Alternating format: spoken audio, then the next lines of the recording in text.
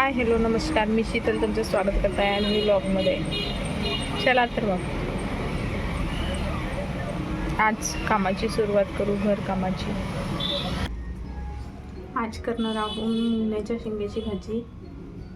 इथे तेल घेतलं आहे, इथं आल्या लसणाची पेस्ट, इथं सांबार, कांदे, टमाटर ची पेस्ट, सांबारची पेस्ट आहे, धने आहेत थोडेसे, त्याची पेस्ट आहे.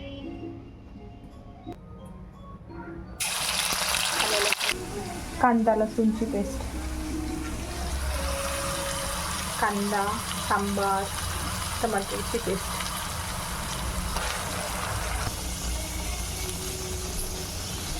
थोडा वेळ मसाला होऊ द्यायचा. मग याच्यामध्ये तिखट, मीठ, हळद टाकायचं. हळद 1 चम्मच, तिखट, मीठ 1 चम्मच.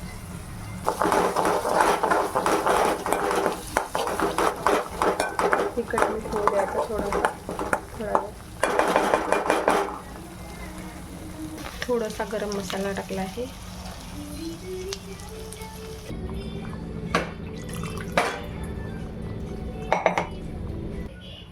थोडा वेळ झाकून ठेवायचं. शेंगा टाकल्या याच्यात थोडा वेळ झाकून ठेवायचा.